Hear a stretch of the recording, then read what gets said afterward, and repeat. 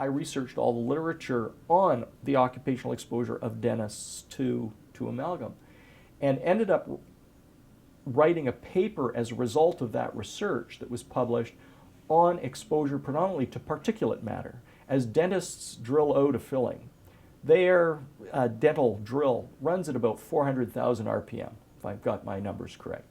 And it doesn't matter what it hits. It can hit stone, brick, stainless steel, dental amalgam, or tooth material, and it sends a shower of micron size and submicron size particles everywhere.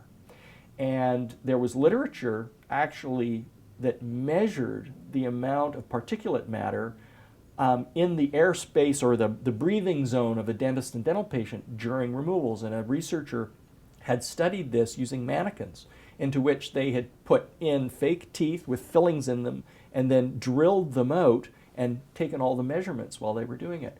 And the dose of particulate matter experienced by dentists, if they don't take precautions, is huge. It's way larger than the vapor exposure they get during the same process. Particulate exposure for a single filling delivers micrograms of mercury, which in mercury terms is a lot. And this happens, at the time, the average was around 4 to 5 fillings were removed by a typical dentist in any given day so that he could replace them or whatever. And the exposure from that was measured in micrograms per amalgam removed. And it was very, very interesting to be able to have the opportunity to research all of that. Granted, it was from a court case, but it was new enough to be able to publish it in a scientific journal, because they like to see new research, and no one had addressed that issue before. So in 2003, I published that article, basically about my concern for dentists taking absolutely no precautions when they're drilling out an old amalgam filling, and the insertion of a new one provides minor exposure relative to the particulate load they get from drilling the old one out. And even if they wear the typical surgical mask, they're designed to stop particles of around 3 microns in size or larger, because that's the size of typical bacteria. And those masks are designed to try and prevent spread of bacterial infections and that sort of thing from person to person. Well, the particles of amalgam pass right through that mask because they're well less than 3 microns. They average around 1.5 microns inside and go down to the submicron level. I'd have to pull out the paper to tell you the levels that were measured for this kind of exposure, but it's tens of thousands of parts per million kind of thing. And just breathing in and out, you take in a lot of that particulate. Dentists would take in a lot of that particulate when they were drilling out a filling. And there was a lot of indirect information available. Somebody had actually done a study where they'd expose rats to particulate amalgam.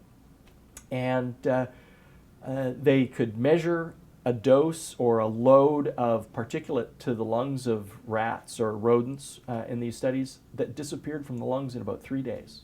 It was gone.